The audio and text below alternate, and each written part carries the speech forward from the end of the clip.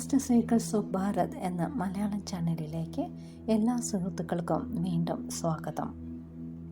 ഗുരുസമക്ഷം ഒരു ഹിമാലയൻ യോഗിയുടെ ആത്മകഥ ശ്രീ എം. എപ്പിസോഡ് 36.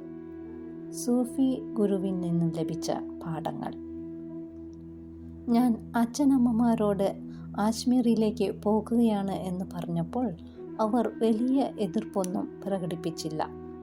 യാത്ര ചെലവിന് അമ്മ കുറച്ച് പണം തരുകയും ചെയ്തു. എൻ്റെ പക്കലും കുറേ പണമുണ്ടായിരുന്നു. യാത്രയ്ക്ക് അത് മതിയായിരുന്നു. അന്നത്തെ കാലത്ത് അത് ഒരു നീണ്ട യാത്രയായിരുന്നു. ആദ്യം മദ്രാസിൽ പോകണം, പിന്നെ ഡൽഹിക്ക്, അവിടെ നിന്നും ജയ്പൂരിലേക്കും, പിന്നീട് ലോക്കൽ ട്രെയിനിൽ ആജ്മീറിലേക്കും പോകണം. ഞാൻ ആജ്മീർ ഷെരീഫ് സമുച്ചയത്തിലെത്തി. അവിടെയായിരുന്നു മഹാനായ സൂഫി സന്യാസി ഖ്വാജ മൊയ്നുദ്ദീൻ ചിസ്തിയുടെ ശവകുടീരം സ്ഥിതി ചെയ്തിരുന്നത്. അദ്ദേഹത്തോട് മുസ്ലിങ്ങളും മുസ്ലിങ്ങളല്ലാത്തവരും ഒരുപോലെ ഭക്ത്യാദരം പുലർത്തുന്നു. അവിടെ എല്ലായ്പ്പോഴും ഭക്തന്മാരുടെ നിരന്തര പ്രവാഹം കാണാവുന്നതാണ്.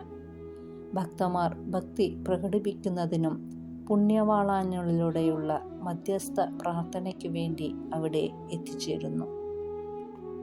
മിക്കവാറും എല്ലാ തീർത്ഥാടന കേന്ദ്രങ്ങളെപ്പോലെ ആജ്മീറിലും വിശ്വാസത്തെ മുതലെടുത്ത് തട്ടിപ്പ് നടത്തുന്നവർ ഒട്ടും കുറവല്ല. തങ്ങൾ പുണ്യാളനോട് മധ്യസ്ഥ പ്രാർത്ഥന നടത്തി ആഗ്രഹങ്ങൾ നിറവേറ്റിപ്പിച്ചു കൊടുക്കുമെന്ന് പറഞ്ഞ് അതിനുവേണ്ടി പ്രതിഫലം പറ്റുകയും ചെയ്യുന്നു. അവരിൽ ചിലർ സൂഫി സന്യാസിയുടെ നേരിട്ടുള്ള വംശാവലിയിൽപ്പെട്ടവരാണെന്ന് അവകാശപ്പെടുകയും തങ്ങളുടെ പ്രാധാന്യത്തെ ഉറപ്പിക്കാൻ വേണ്ടി സവിശേഷമായതും നിറപ്പകിട്ടുള്ളതുമായ വേഷം ധരിക്കുകയും ചെയ്യുന്നു.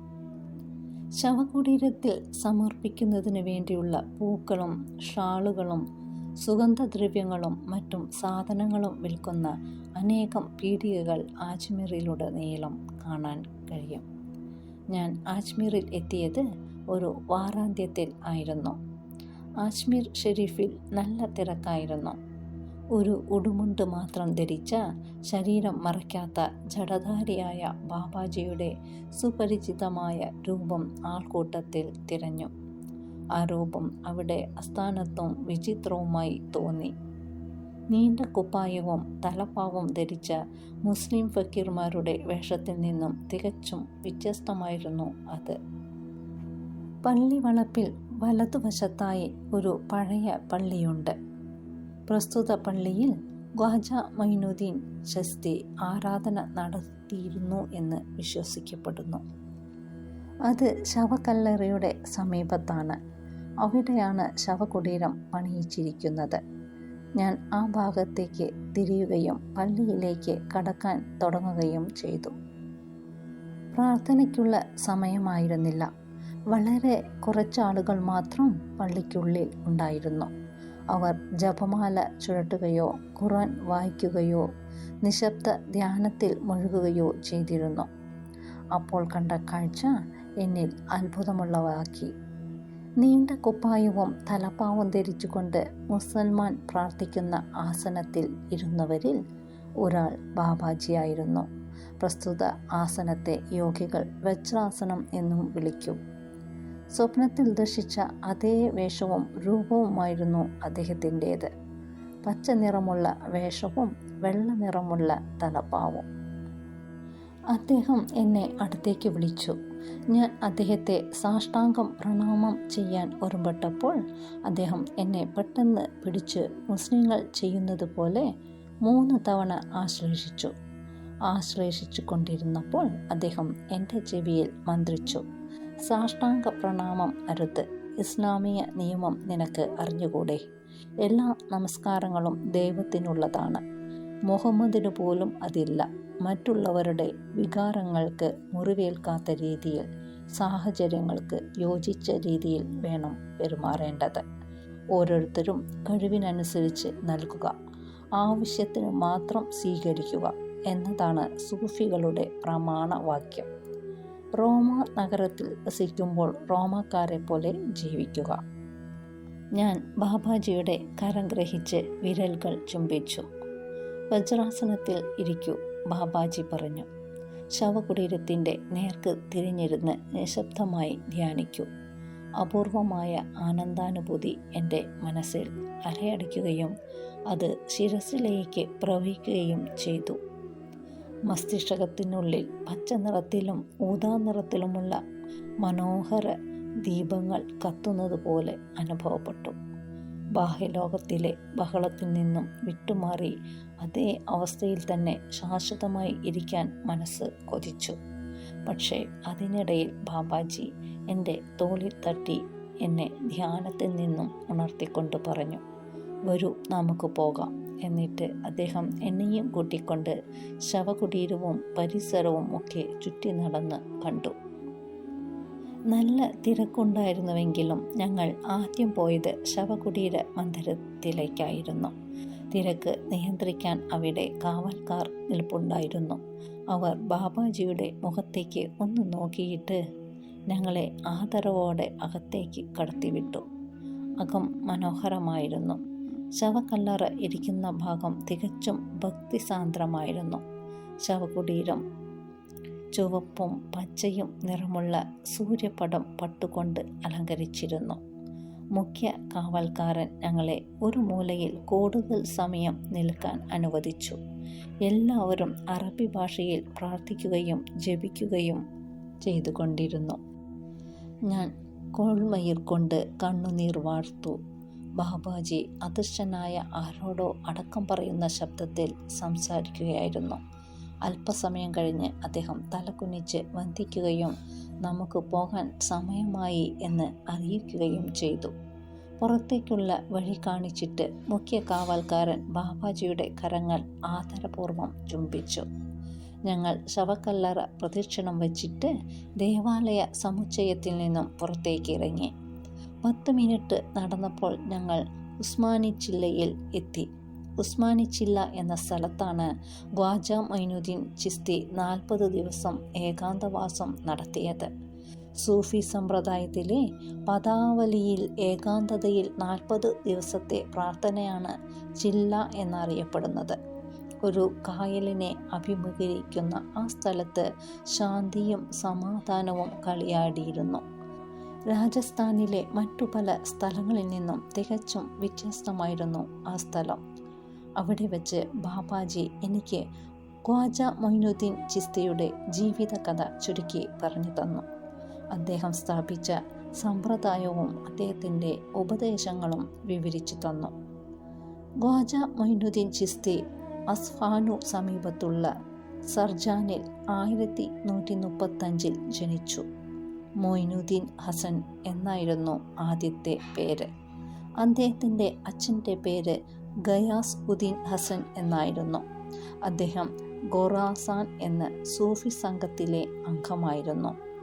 മൊയ്നുദ്ദീൻ ഹസൻ്റെ മാതാവായ ബീബി മാഹ്നൂർ ജിലാസിലെ മഹാനായ സൂഫി ആചാര്യനായ ഷേഖ് മൊഹിദ്ദീൻ അബ്ദുൽ ഖാദരിയുടെ കുടുംബത്തിൽ പെട്ടവരായിരുന്നു. അദ്ദേഹമാണ് ഖാദരിയ എന്ന സൂഫി സമ്പ്രദായം സ്ഥാപിച്ചത്.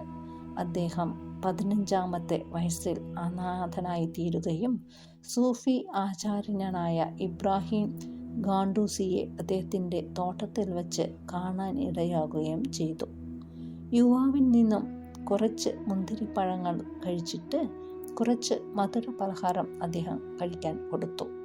കുറച്ചു നേരം മധുര പലഹാരം ആസ്വദിച്ച് കഴിച്ച യുവാവിന് പെട്ടെന്ന് മാറ്റം സംഭവിച്ചു. യുവാവിന് ലൗകിക ജീവിതത്തോട് വിരക്തി തോന്നുകയും സത്യാന്വേഷണത്തിൽ വ്യാപൃതനാകുകയും ചെയ്തു. പ്രസ്തുത യുവാവ് വീട് ഉപേക്ഷിച്ച് ബാഗ്ദാദിൽ ഒരറ്റം മുതൽ മറ്റേ അറ്റം വരെ സഞ്ചരിച്ചു. സൂഫി സ്വാധീന മേഖലകളായ സമർഖണ്ഡിലും മുഖാറായിലും ഇസ്ലാമിക പഠന കേന്ദ്രങ്ങളിലും സഞ്ചരിച്ചു. ആ യുവാവ് ബാഗ്ദാദിൽ വെച്ച് മഹാനായ സൂഫി ആചാര്യനായ അബ്ദുൽ ഖാദിർ ജിലാനിയെ സന്ദർശിച്ചു. അതിനുശേഷം മെക്കയിലേക്കും മെദീനയിലേക്കും പോയി. മടക്കയാത്രയിൽ ഇറാനിലെ ഹാരൂൺ സന്ദർശിച്ചു. അവിടെ വെച്ചാണ് തൻ്റെ ആചാര്യനെ സന്ദർശിച്ചത്. ആചാര്യൻ തൻ്റെ ശിഷ്യനെ കാത്തിരിക്കുകയായിരുന്നു. അദ്ദേഹം ഹാറൂണിലെ ഖ്വാജ ഉസ്മാൻ ചിസ്തി വിഭാഗത്തിലെ ആചാര്യനായിരുന്നു. ഈ വിഭാഗം സ്ഥാപിച്ചത് സിറിയയിലെ ഖ്വാജ അബു ഇഷാഖ് ആയിരുന്നു. അതുകൊണ്ട് തന്നെയാണ് അദ്ദേഹം ഖ്വാജ മൊയ്നുദ്ദീൻ ചിസ്തി ആയിത്തീർന്നത്. ചിലർ കരുതുന്നത് പോലെ ചിസ്തി വിഭാഗത്തിൻ്റെ സ്ഥാപകനല്ല. തൻ്റെ ഗുരുവിൻ്റെ കൂടെ 3 കൊല്ലം താമസിച്ചിരുന്ന കാലത്ത് ലളിത ജീവിതത്തിൽ ഉഗ്രനിഷ്ഠ പുലർത്തി മൊയ്നുദ്ദീൻ ചിസ്തി വീണ്ടും സഞ്ചാരം തുടർന്നു. അദ്ദേഹം പല സന്യാസിമാരെയും സാധകരെയും കണ്ടു. സുഹർവതി സമ്പ്രദായത്തിലെ ഷേഖ് നജീബ് സുഹർവതിയും അവരിൽ പെടുന്നു. അദ്ദേഹം അനേകം സൂഫി ശവകുടീരങ്ങൾ സന്ദർശിക്കുകയും അനേകം സൂഫി സന്യാസികളുമായി ബന്ധപ്പെടുകയും ചെയ്തു.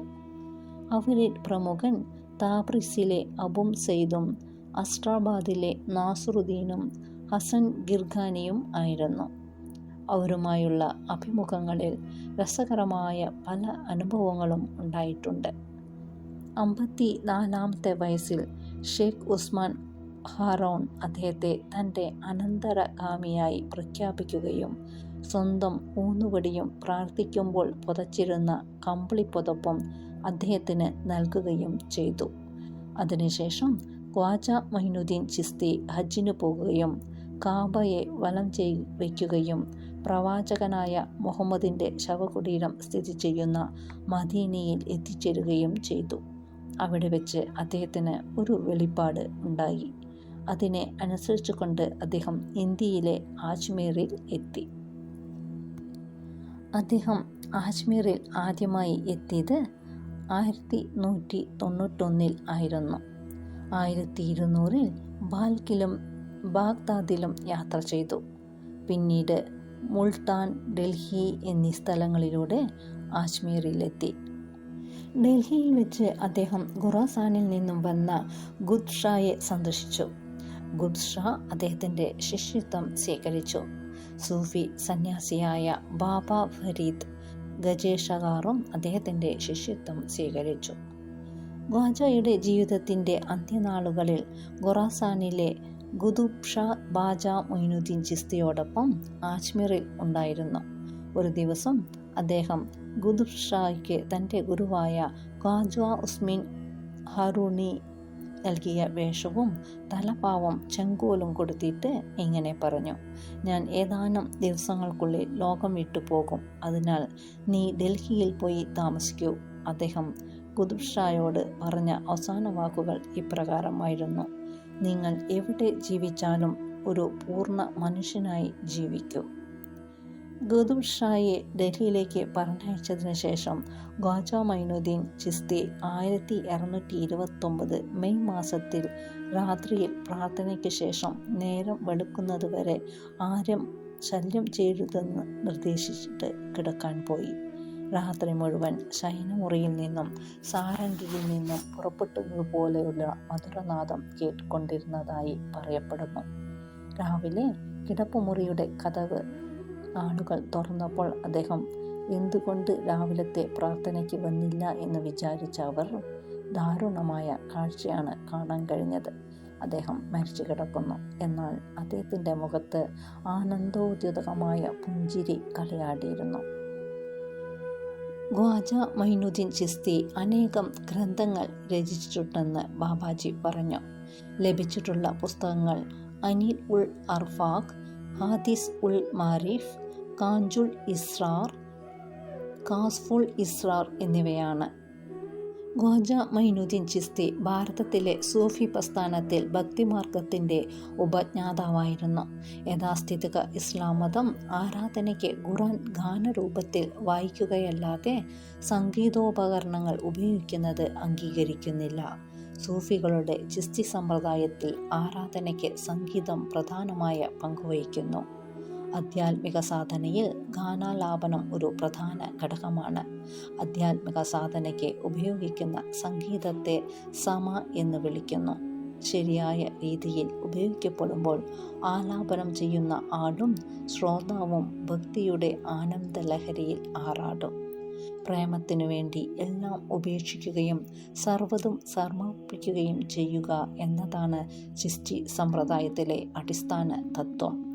പരമാത്മാവ് മൂടുപടത്തിനുള്ളിൽ മറഞ്ഞിരിക്കുന്ന പ്രേയസിയാണ്. ഗാനാലാപകൻ പ്രിയതമനുമാണ്. പ്രേയസിയുടെ സുന്ദരമുഖം കാണാൻ പ്രിയതമൻ വെമ്പൽ കൊള്ളുകയാണ്.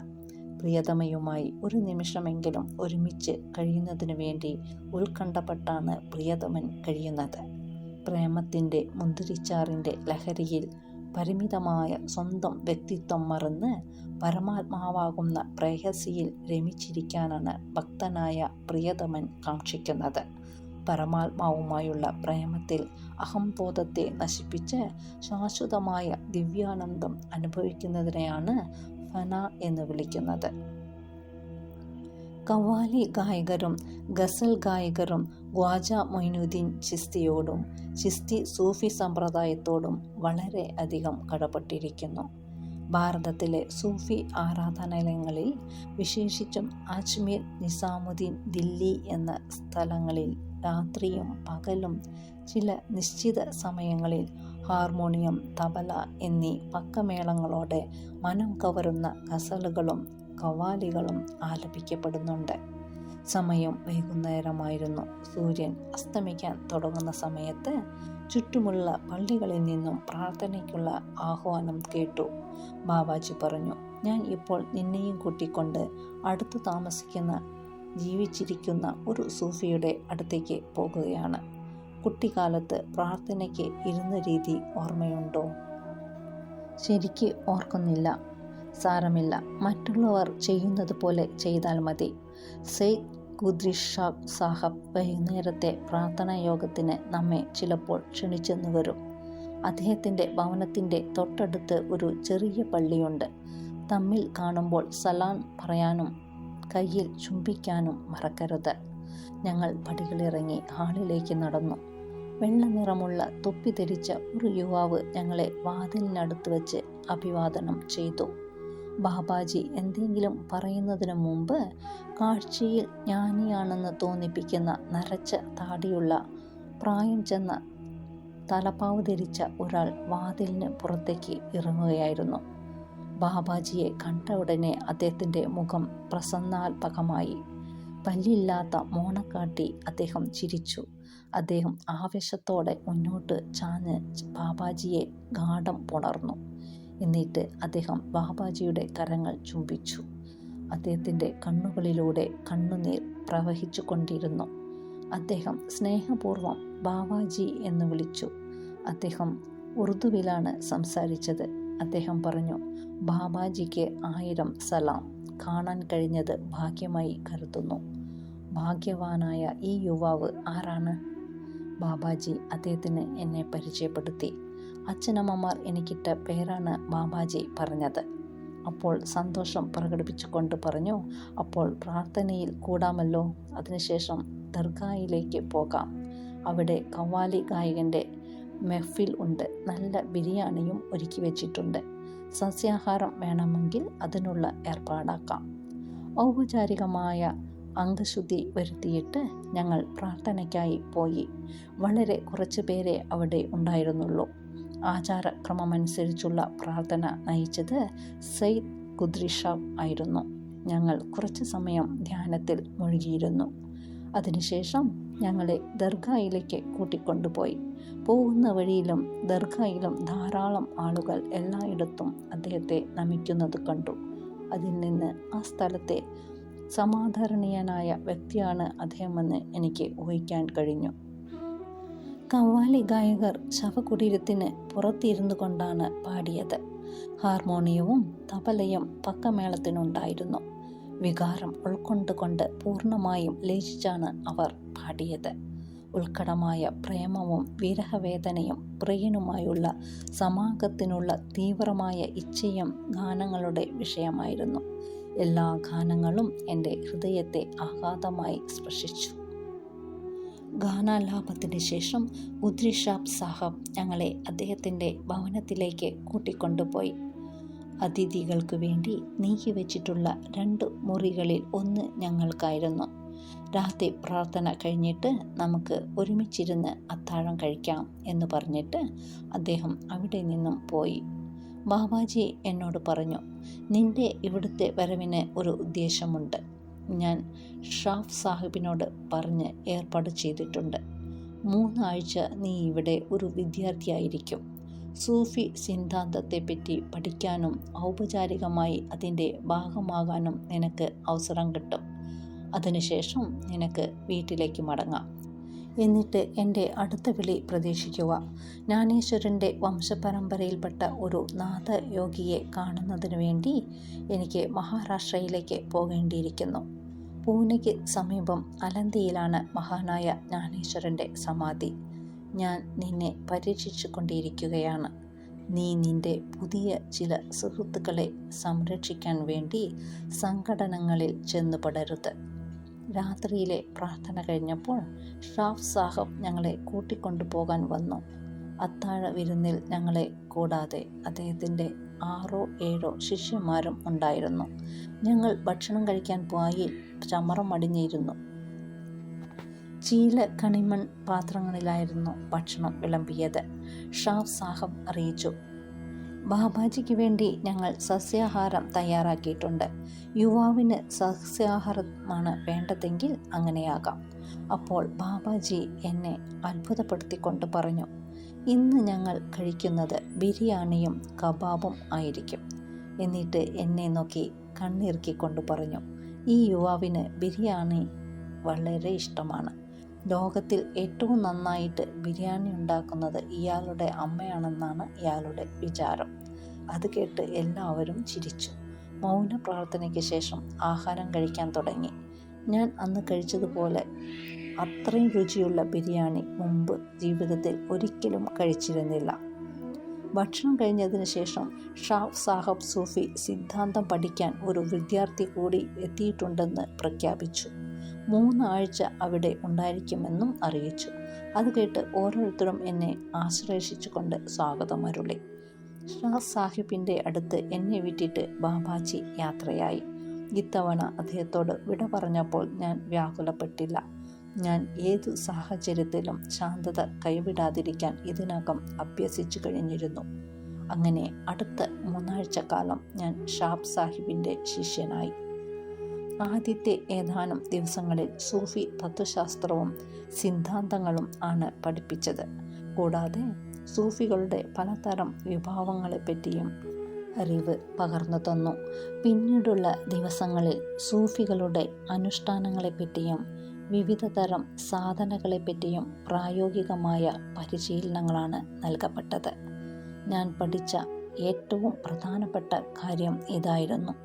ഇസ്ലാം മതത്തിൻ്റെ സ്ഥാപകൻ നൽകിയ ഒരു ബോധനം ഇപ്രകാരമായിരുന്നു: സ്വന്തം ആത്മാവിനെ അറിയുന്ന വ്യക്തി പരമാത്മാവിനെയും അറിയുന്നു. ഗൽബിൻ്റെയും പൊരുളും മനസ്സിലാക്കി. ഗൽബ് എന്ന് വെച്ചാൽ അത് ആധ്യാത്മിക ഹൃദയമാണെന്നും അതിനെ എങ്ങനെ വേണം എന്നിൽ ഉണർത്തേണ്ടതെന്നും ഞാൻ മനസ്സിലാക്കി. ജലാലുദ്ദീൻ റൂമി സമാരംഭിച്ച മെവ്ലവി എന്ന പ്രസ്ഥാനത്തിലെ അംഗങ്ങൾ ദാരിദ്ര്യം സ്വമേധയാ വരിച്ച മുസ്ലിം ഭക്തജനങ്ങളാണ്. അവർ അനുഭവിക്കുന്ന കഷ്ടപ്പാടുകളെപ്പറ്റിയും എന്തുകൊണ്ട് അപ്രകാരം അനുഭവിക്കേണ്ടി വന്നു എന്നതിനെപ്പറ്റിയും ഞാൻ അധ്യയനം നടത്തി. അദ്ദേഹത്തിൻ്റെ കാവ്യകൃതിയായ മസ്നവിയെപ്പറ്റിയും ഗദ്യകൃതിയായ ഫിഹിമ ഫിഹിയെപ്പറ്റിയും കുറേ കാര്യങ്ങൾ ഗ്രഹിക്കാൻ കഴിഞ്ഞു. ഫിഫിമ ഫിഫി എന്നതിൻ്റെ ഏകദേശ തർജ്ജമ ഇങ്ങനെയാണ്: അതാണ്, എന്നാൽ അതല്ല. ഖാദറിയ സമ്പ്രദായത്തിൻ്റെ സ്ഥാപകനായ അബ്ദുൾ ഖാദിർ ജിലാനിയുടെ കൃതികളും ഞാൻ പഠിക്കുകയുണ്ടായി. ഒമർ ഖയാമിൻ്റെ റുബായിയാത്തിൻ്റെ രഹസ്യവാദപരമായ അർത്ഥവും ഞാൻ മനസ്സിലാക്കാൻ ശ്രമിച്ചു. ചിസ്തി ഖവാലി ഗായകരുടെ ഗാനങ്ങൾ ശ്രവിക്കുകയും ചില ഗാനങ്ങൾ പാടാൻ പഠിക്കുകയും ചെയ്തു. നഖ്ഷാബദി, റിഫായി, സുഹർഫദി എന്നീ സൂഫി വിഭാഗങ്ങളിലെ പല കൃതികളും മുല്ല നസ്രുദ്ദീൻ്റെ കഥകളും വായിക്കാനിടയായ എനിക്ക് അത്ഭുതകരവും അതിവ്യാപ്തവുമായ അറിവിൻ്റെ മേഖലകളുമായി പരിചയപ്പെടാൻ കഴിഞ്ഞു. ഇസ്ലാമിൻ്റെ ചട്ടക്കൂട്ടിനുള്ളിൽ ഇത്ര വ്യാപ്തമായ ജ്ഞാനം നിക്ഷിപ്തമാണെന്ന വസ്തുത മുമ്പ് എനിക്ക് അറിയാൻ കഴിഞ്ഞിരുന്നില്ല. ഫരീദുദ്ദീൻ അട്ടാരിനാൽ വിരചിതമായ മൻതിഖ് ഉത്-തയ്ർ, അതായത് പക്ഷികളുടെ സമ്മേളനം, എന്നെ അത്യധികം സ്വാധീനിക്കുകയുണ്ടായി. എനിക്ക് കർക്കശവും ചിട്ടയുള്ളതുമായ പഠനവും ധ്യാനവും പരിശീലിക്കേണ്ടി വന്നു. പകൽ സമയം ധ്യാനത്തിനും ഉപവാസത്തിനും വേണ്ടിയുള്ളതായിരുന്നു. പലതരം സാധനകളിലൂടെ എനിക്ക് എന്നെ തന്നെ നിയന്ത്രിക്കുന്ന ആത്മാവിനെ നേരിട്ട് അനുഭവിച്ചറിയാൻ കഴിഞ്ഞു. പരിശീലനം സമാപിച്ചു കഴിഞ്ഞപ്പോൾ വായനയ്ക്കും അധ്യയനത്തിനും വേണ്ടി നിർദ്ദേശിക്കപ്പെടുകയുണ്ടായി. അവയിൽ ഒരു പ്രമുഖ ആധികാരിക പഠന ഗ്രന്ഥമാണ് കസഫ് ഉൽ മെഹബൂബ്, അതായത് മൂടുപടം മാറ്റിയുള്ള വെളിപ്പാട്. ഈ മഹത്തായ കൃതി രചിച്ചത് അലിഹുജുരി ആണ്. ഷാ സാഹബ് എന്നോട് പറഞ്ഞു. അദ്ദേഹം അത്യന്തം ആദരവോടെ ബാബാജിയെ പരാമർശിച്ചുകൊണ്ട് പറഞ്ഞു, ബാബാജി ഒരു മഹാത്മാവാണ്. ദൈവത്തിൻ്റെ കാരുണ്യം കൊണ്ടാണ് നിങ്ങൾ അദ്ദേഹത്തെ കണ്ടെത്തിയത്. നിങ്ങൾക്ക് ഇനി യാതൊന്നും ആവശ്യമില്ല. നിങ്ങളുടെ യാത്ര ഏതാണ്ട് പൂർണ്ണമായി കഴിഞ്ഞിരിക്കുന്നു. നിങ്ങൾ നിങ്ങളുടെ മാർഗം സ്വയം തിരഞ്ഞെടുക്കുക. അള്ളാഹു നിങ്ങൾക്ക് തുണയായിരിക്കട്ടെ. അങ്ങേയറ്റത്തെ ആദരവോടെയാണ് ഞാൻ അദ്ദേഹത്തോട് വിട പറഞ്ഞത്. ഞാൻ സ്നേഹപൂർവ്വം അദ്ദേഹത്തെ ആശ്ലേഷിച്ചു. എന്നിട്ട് ഞാൻ റെയിൽവേ സ്റ്റേഷനിലേക്ക് പോയി. ഏതാനും ദിവസങ്ങൾക്കുള്ളിൽ ഞാൻ എൻ്റെ ഭവനത്തിൽ മടങ്ങിയെത്തി. ഇതോടെ ഈ എപ്പിസോഡ് അവസാനിച്ചു. വീണ്ടും അടുത്ത ആഴ്ച കാണാം. നന്ദി, നമസ്കാരം, ഹരി ഓം.